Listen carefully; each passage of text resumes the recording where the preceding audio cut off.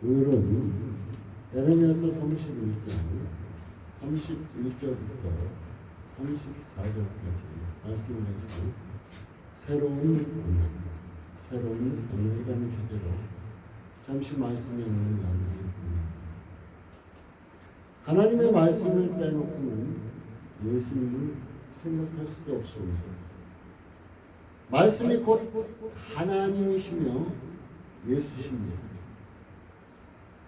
많은 사람들은 예수를 믿는다 하면서 하나님의 말씀을 등한시합니다.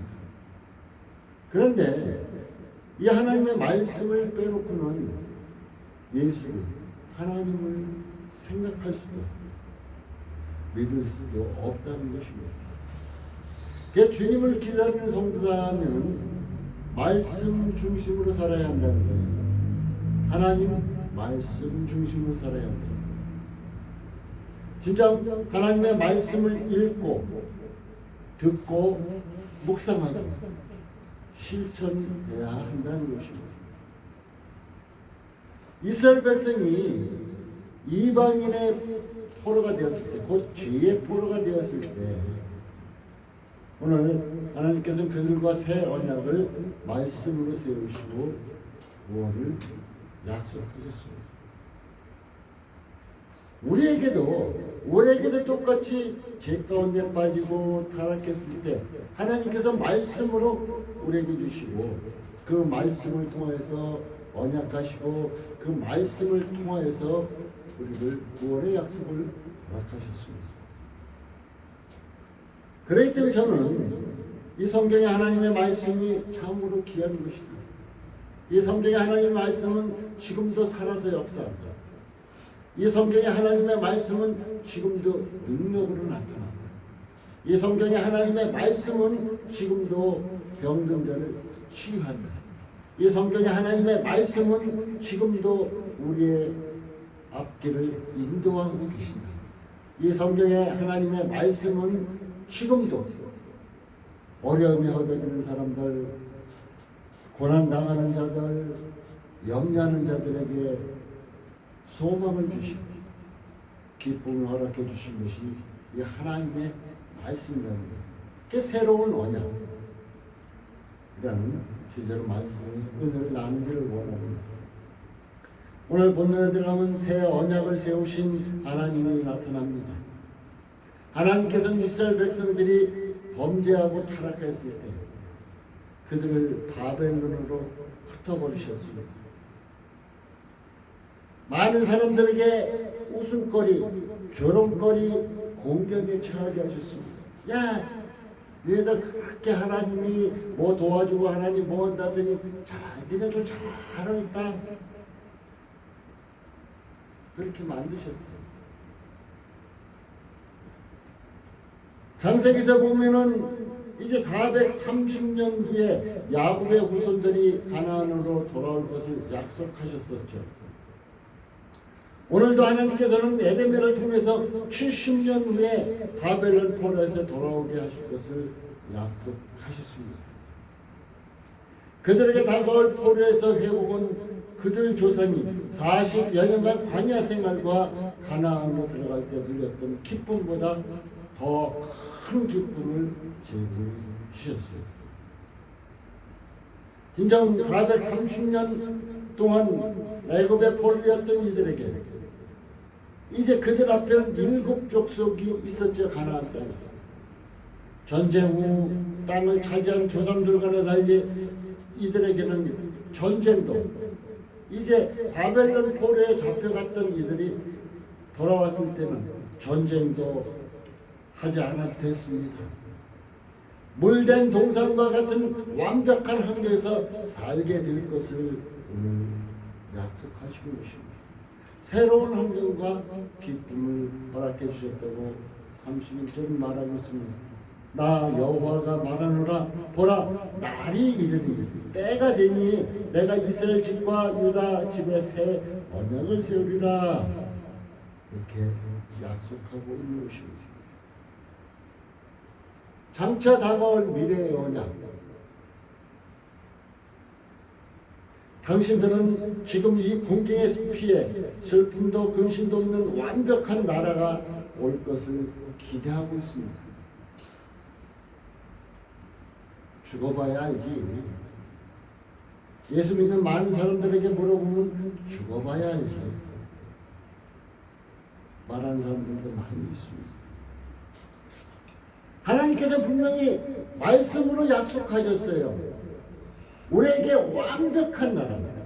슬픔도 아픔도 고통도 없는 그 완벽한 나라가 제공될 것이라고.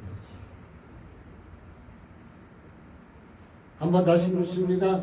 하나님이 말씀하신 새 언약을 믿습니까?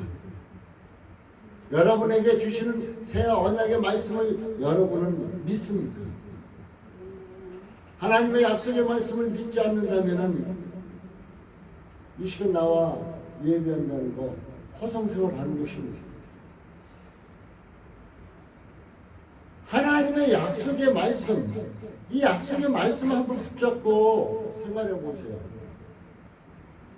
저는 기도할 때도 하나님 말씀에 이렇게 말씀하시지 않으셨습니까? 이 말씀을 붙잡고 기도합니다 하고 기도합니다. 먼 길을 갈 때도 하나님 나의 길을 예비해 주시지 않는다 그랬습니까?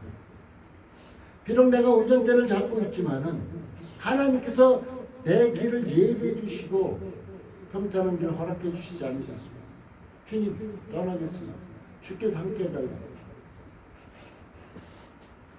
하나님의 말씀을 붙잡고 기도하고 하나님의 말씀을 붙잡고 나아갑니다. 우리 주님은 이 시간도 우리에게 새 언약을 믿을 것을 요구하고 계십니다.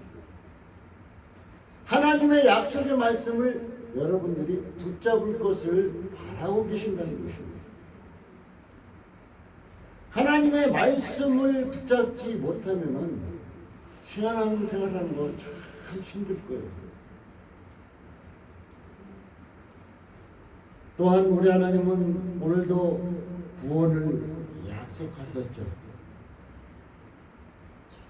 하나님께서 세우신 새 언약을 말씀으로 나타나셨습니다.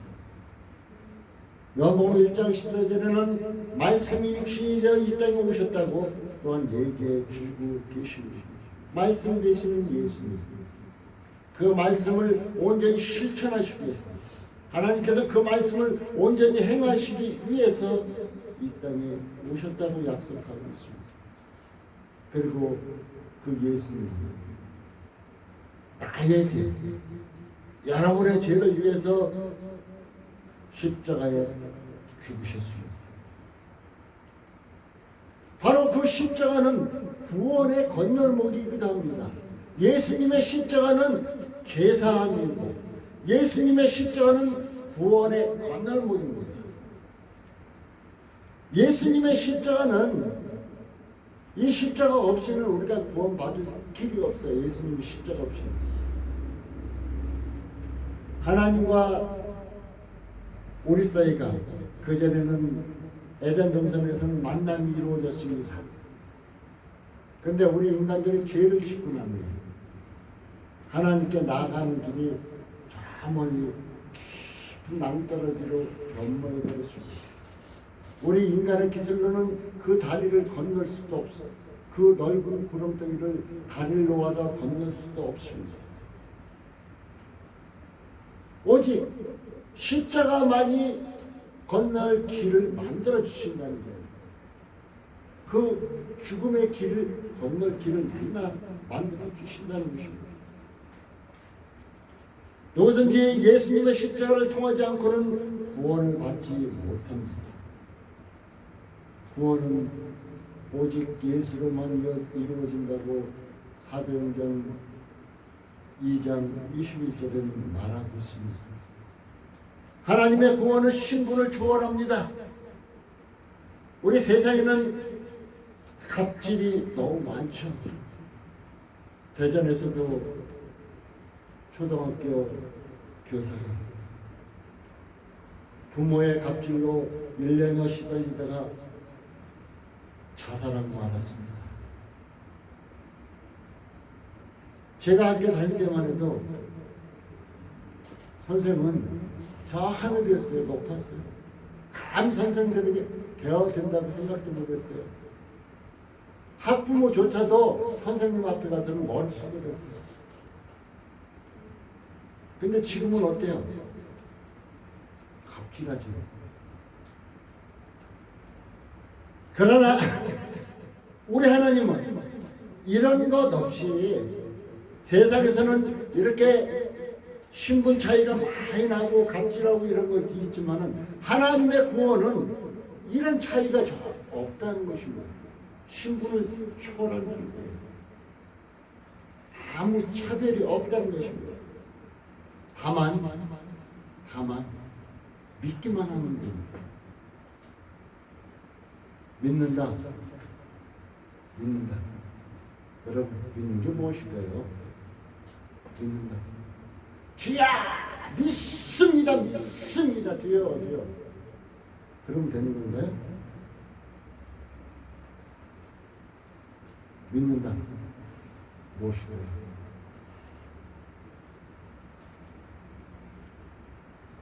우리가 세상에서 표현하면 자식이 부모에게 아빠, 나 이런 것이 필요해요. 그래? 그럼 내가 언제까지 해줄게? 알았어요? 그런데 자녀가 아빠를 믿으면은 그 날짜까지 암살 않고 기다려요. 그런데 그 자녀가 아빠를 믿지 못하면 아빠 왜 안 해줘? 왜 안 해줘? 그러겠죠.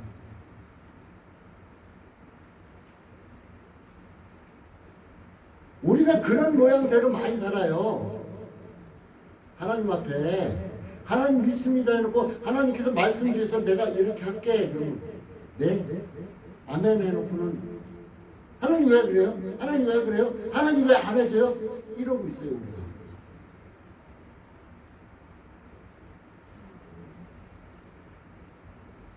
믿음은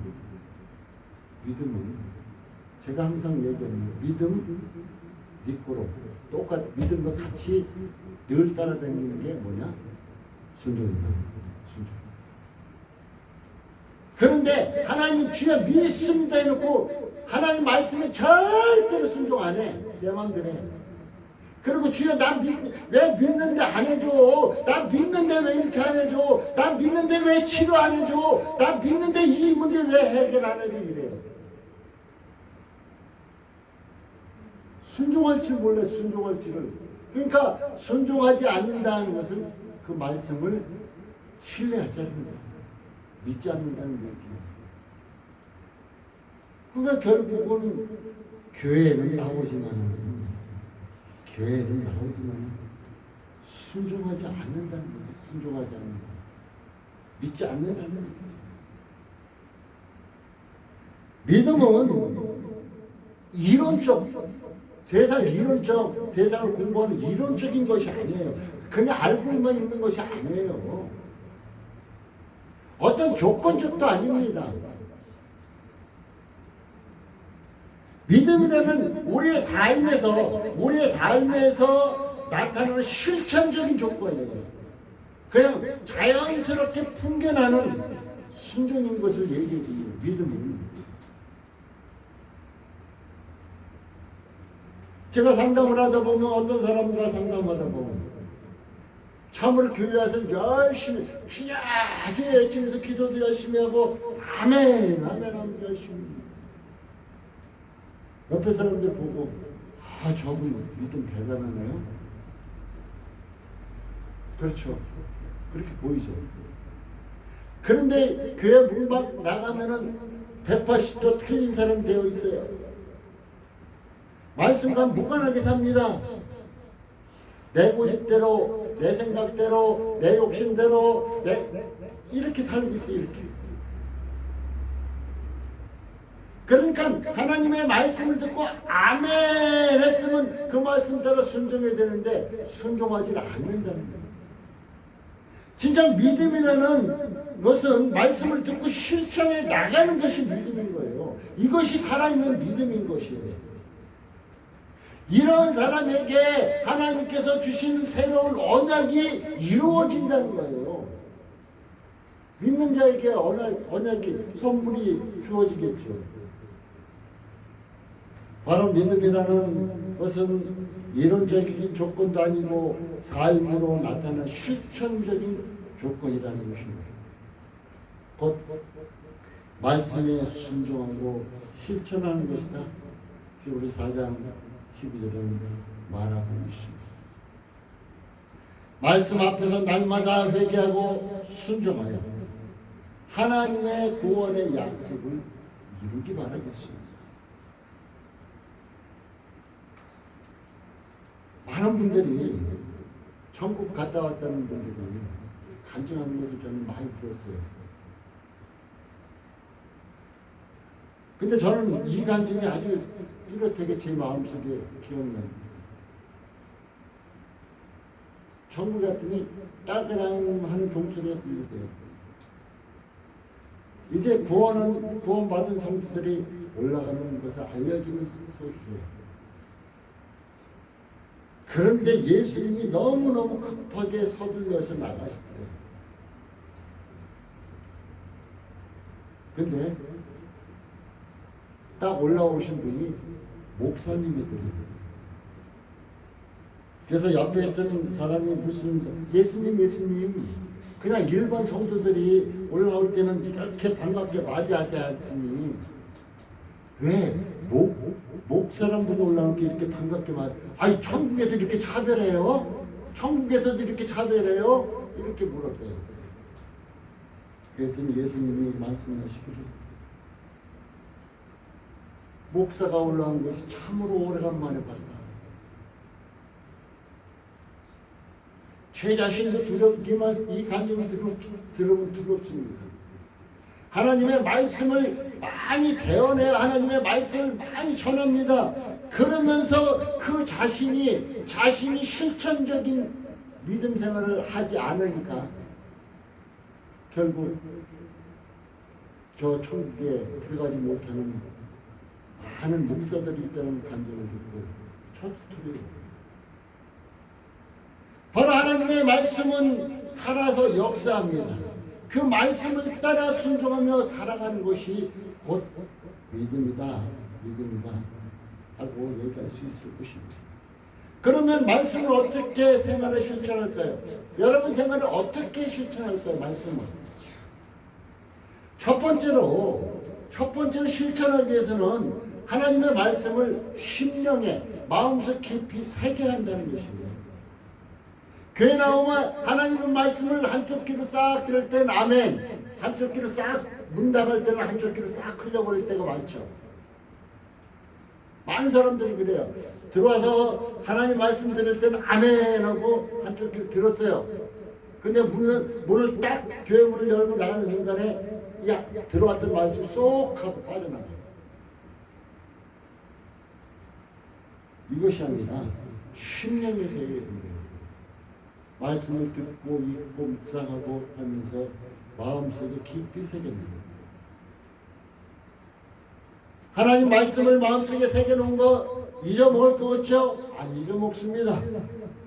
하나님의 말씀을 많이 새겨놓을수록 우리 성령께서 순간순간 필요할 때마다 그 말씀을 일깨워 주십니다. 그래서 그 말씀을 통해서 우리를 일어설 수 있게 하고 힘을 얻게 하고 이겨나갈 수 있게 하고 모든 것을 극복할 수 있는 힘을 주십니다. 바로 심령에 새겨하는 이유는 순간순간 살아날 수 있도록 하기 위해서입니다. 예배 시간에 말씀 듣고 은혜 받지만 돌아서는 잊어버리는 경우가 우리에게 많습니다. 목사들은 아까 간증에서 얘기한 목사들은 왜 천국에 가지 못했을까? 그냥 말씀을 전하기만 하고 있어요. 목사한테 전하고만 있어, 전하고만. 지금 이 순간 내 입술로 통해서 하나님 말씀을 대언하지만 이 말씀을 내가 듣고 있어야 돼요. 전하는 목사인 자기 자신도 듣고 있어야 돼요. 그 듣고 마음속 깊이 새겨야 된다는 것입니다. 그래야 안 잊어먹죠. 말씀을 듣고 은혜 받았으면 심령에 새겨야 한다는 것입니다. 그 방법은, 심령에 새길 수 있는 방법은 마음문을 활짝 열으라는 거예요. 마음문을 활짝 열어요. 교회에 오면 찬양하고 기도하고 하면서 자기 세상 살아가면서 여러 가지 생각 있던 거 잡념을 싹 벗어버리라는 거예요. 버려버리는 거예요. 교회에 오면 다 버려버리고 우리 주님만 생각하라는 거예요. 그리고 말씀에 집중하라는 것입니다. 말씀을 증거하는 목사를 향해서 집중하라는 거예요. 저는 대화를 할 때, 상대방과 대화를 할 때 될 수 있으면 단둘이 대화하면 눈을 마주보며 대화합니다. 사실상 왜 그러냐면 그 눈에는 진실이 나타나고 있어요. 말하는 사람은, 어떤 사람은 그냥 바라보지도 못하고 딴짓하면서 말하는 사람들도 있어요. 그러니까 거짓말하고 있으니까, 거짓말하고 있으니까 난 상대방 쑥스러워서 못 바라봐요. 아니, 자기가 진짜가 아니고 진심이 아니고 거짓말을 하고 있으니까 그런 거예요. 하나님의 말씀에 집중하십시오. 눈을 바라보고 딴짓하지 마십시오. 저는 평신도 있을 때 하나님께서 말씀을 은혜를 주셨겠지만 하나님의 말씀을 들을 때 아무리 피곤해도 졸지 못했어요. 왜? 목사님을 향해서 눈을 딱 쳐다보고, 목사님이 왜 쟤는 내 얼굴만 바라보지 할 정도로 눈을 딱 쳐다보고 말씀을 겹쳐있어요. 그러니까 내 머릿속으로 쫙 들어야 말씀이, 내가 딴 생각, 딴 잡념이 없어져 버려. 말씀에 집중하십시오. 아멘으로 받으십시오. 하나님 말씀을. 하나님의 말씀은 예만 있고 아니오는 없습니다. 고린도후서 1장 20절에 나오죠. 하나님 말씀은 예, 아멘만 있고 아니오는 없어요.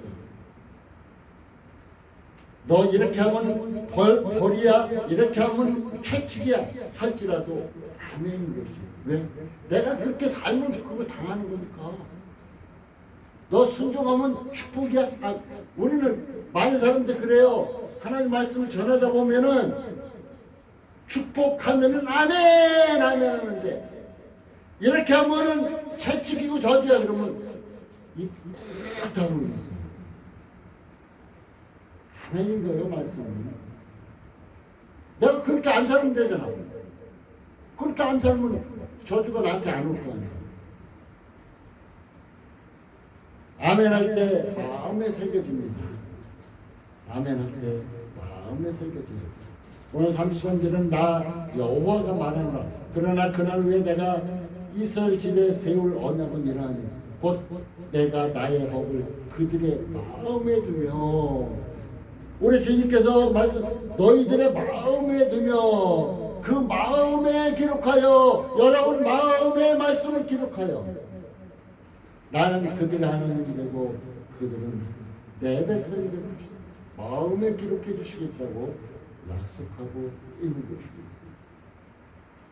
사랑하는 성도 여러분, 마음에 하나님 말씀을 기록해 주시고 그 말씀을 따라 순종할 수 있기 바라겠습니다.